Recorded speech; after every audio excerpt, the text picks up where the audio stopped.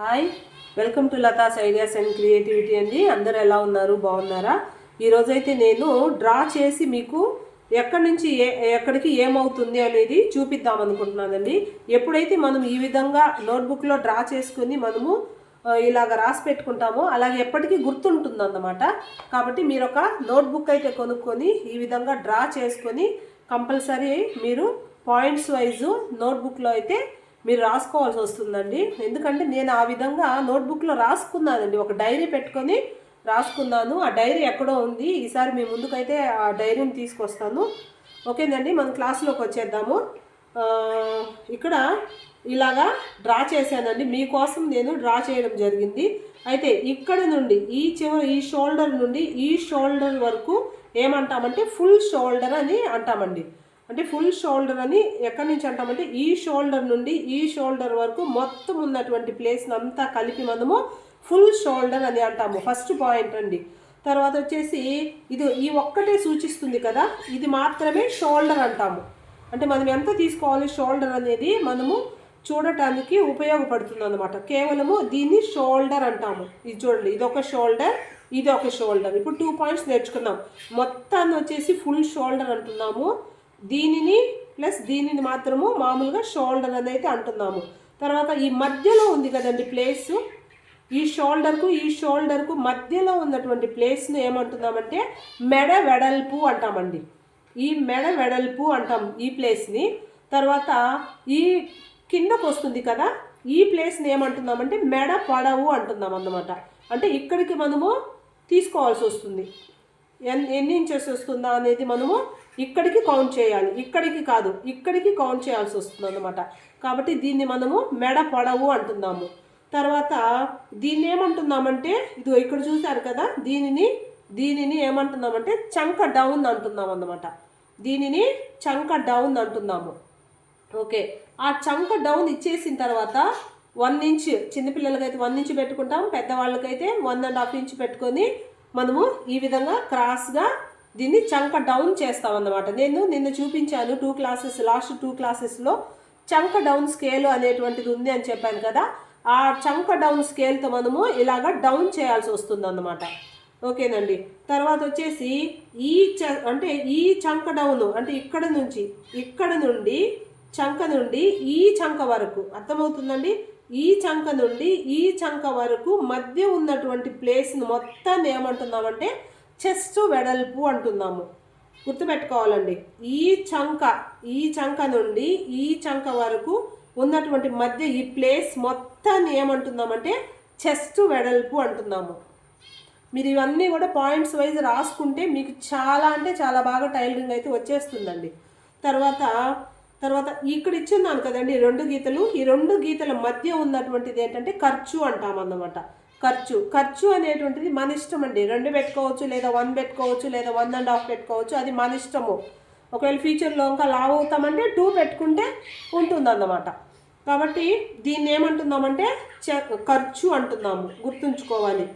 తర్వాత ఈ కింద ఉంది కదండి, ఈ కింద ఉన్నటువంటిది ఏంటి అంటే నడుము లూజు అంటామండి. ఇది నడుము లూజు అంటాము కింద. ఈ నడుము లూజు అనేటువంటిది ఒకటి గుర్తుపెట్టుకోవాలి. ఇక్కడ నిన్న నేను మీకు సెకండ్ క్లాస్లో చెప్పాను, ఇక్కడ ఒక 1/2 ఇంచ్ పెట్టుకోవాలండి అని చెప్పాను. ఎందుకంటే పంజాబీ డ్రెస్సులకు అవసరం లేదు, కానీ మామూలుగా ఇది ఉంది చూడండి, ఫ్రాక్స్ ఉన్నాయి కదా, ఆ ఫ్రాక్స్ ఫిట్టింగు బాగా నీట్గా ఉండాలి అంటే ఖచ్చితంగా మనము ఇలాగా 1/2 ఇంచుని పైకి తీసుకొని ఈ విధంగా క్రాస్ తీస్తామండి. ఈ విధంగా క్రాస్ తీసినప్పుడు చాలా బాగా షేప్ అనేటువంటిది వస్తుంది అన్నమాట. అందువల్ల దీన్ని మనము ఇక్కడ 1/2 ఇంచు పైకి పెట్టుకుంటాము. కాబట్టి ఇప్పుడు నేను వేసుకున్నాను కదా ఈ డ్రెస్సుకు కూడా ఇలాగా 1/2 ఇంచు పైకి అయితే తీయాలండి. అప్పుడు ఏమవుతుందంటే ఇక్కడ నడుము దగ్గర కొంచెం ఫిట్ అనేటువంటిది ఉంటుందన్నమాట, చూడటానికి కూడా అందంగా ఉంటుంది. అలా కాకుండా ఇక్కడ 1/2 ఇంచ్ తీయలేదనుకోండి, అంతగా అట్రాక్షనబుల్గా అంత చూడటానికి కూడా బాగోదన్నమాట. అందువల్ల కంపల్సరీ దీనిని ఫ్రాక్స్ మోడల్ డ్రెస్సెస్కి అయితే కంపల్సరీ ఇక్కడ 1/2 ఇంచ్ మనము ఇలాగ పెట్టుకోవాలి. పెట్టుకున్నప్పుడు అప్పుడు ఈ విధంగా వస్తుంది అనేది మనము గుర్తుపెట్టుకోవాలండి. ఓకేనండి, ఇప్పుడు దాదాపు అన్నీ అయితే చెప్పేశాను. ఫస్ట్ వన్ ఏంటి, ఫుల్ షోల్డర్, దీని మొత్తాన్ని ఫుల్ షోల్డర్ అంటున్నాము. Number 1 point. సెకండ్ పాయింట్ వచ్చేసి ఇదండి, షోల్డర్ ఎంత అనేది ఇక్కడ చూస్తాము, సెకండ్ 1. తర్వాత థర్డ్ 1 వచ్చేసి మెడ వెడల్పు అంటున్నాము, ఇది థర్డ్ పాయింట్. తర్వాత మెడ పొడవు అనేటువంటిది 4th పాయింట్. తర్వాత చంక డౌన్ అంటున్నామండి, దీనిని చంక డౌన్ అంటున్నాం, ఇది 5th పాయింట్. తర్వాత ఈ చంక నుండి ఈ చంక వరకు ఉన్నటువంటి మధ్య ఈ ప్లేస్ మొత్తాన్ని ఏమంటున్నామంటే చెస్ట్ వెడల్పు అంటున్నాము. మనకు ఎంత లూజ్ కావాలా, ఎంత ఫిట్టింగ్ కావాలా అనేది ఇక్కడ మనం ఆది చూసుకొని డ్రెస్కి ఫిట్ చేసుకోవాల్సి వస్తుంది అన్నమాట. ఓకేనా. తర్వాత వచ్చేసి ఈ క్రింద ఉన్నటువంటిదండి, ఈ క్రింద వెడల్పు అంటాము, అంటే జాకెట్కి ఉన్నటువంటి ఆ క్రింద వెడల్పు అన్నమాట. దీనికి మనము ఫ్రాక్స్ మోడల్కి అయితే కంపల్సరీ 1/2 ఇంచ్ మనము ఈ విధంగా పైకి తీయాల్సి వస్తుంది అనేది గుర్తుపెట్టుకోవాలి. తర్వాత ఈ మధ్యలో ఈ గీతకు మధ్యలో ఉన్నటువంటి ప్లేస్ ఏంటి అంటే ఖర్చు అనేది గుర్తుపెట్టుకోవాలి. తర్వాత వచ్చేసి ఇక్కడ ఈ చంక భాగంలో మనము ఇలా డౌన్ దించాలి అంటే చిన్నపిల్లలకైతే 1 ఇంచ్ ఉంటుంది, అదే పెద్దవాళ్ళకైతే 1.5 ఇంచ్ మనం ఇక్కడ ఇలాగా డౌన్ దించాల్సి వస్తుంది అన్నమాట. ఇప్పుడు మీరు పాయింట్స్ వైజ్గా రాసుకున్నారు నోట్స్ అంటే మాత్రం చాలా బాగా మీకు టైలరింగ్ అనేది చాలా బాగా వస్తుందండి. ఎప్పుడైనా కూడా మనం నేర్చుకునేటువంటి విధానం ఎలా ఉండాలంటే ఫస్ట్ మనకు బాగా అర్థం అవ్వాలి. ఏ విధంగా ఫస్ట్ మనకు నీట్గా అర్థమైంది అంటే మాత్రము అది ఎలాంటి డ్రెస్ అయినా ఎవరి డ్రెస్ అయినా మనము ఖచ్చితంగా నీట్గా స్టిచ్ చేయగలుగుతాము. అలా కాకుండా ఫస్ట్ హడావిడిగా ఏదో అయిపోయింది నేర్చేసుకున్నాము అంటే మాత్రం పర్ఫెక్ట్గా ఏ వర్క్ అయితే రాదండి. కాబట్టి ఇప్పుడు నేను చెప్పినటువంటి ఈ పాయింట్స్ అన్నీ కూడా మీరు ఖచ్చితంగా నోట్బుక్లో అయితే మీరు 1 by 1 రాసి పెట్టుకున్నారంటే మాత్రము ఖచ్చితంగా మీకు చాలా బాగా అర్థమైందనే లెక్క అండి. ఇక్కడ first point, second point, third point and 4th point, 5th point, 6th point, 7th point, 8th point, ఇక్కడ ఈ డౌన్ దించే విషయము 9 పాయింట్స్ అయితే ఈరోజు మీకు, అండ్ ఖర్చు ఒకటి 10 పాయింట్స్ అయితే నేను మీకు చెప్పానండి.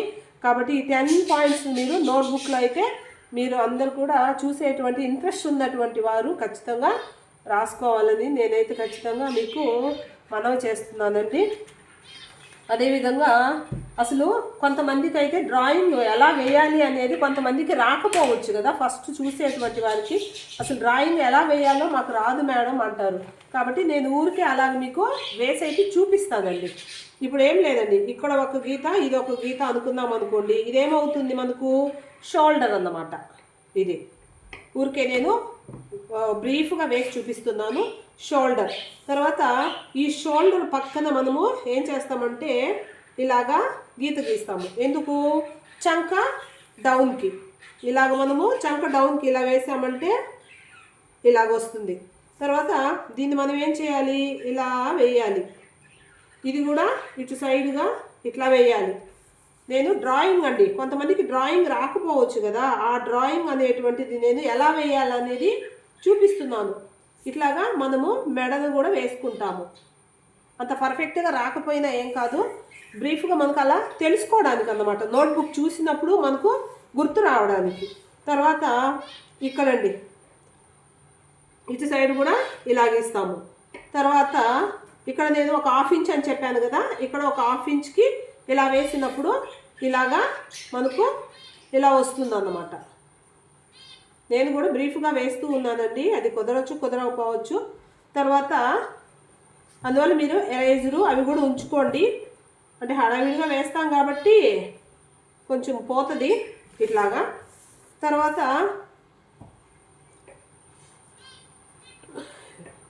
ఇంతేనండి, ఇంతేను.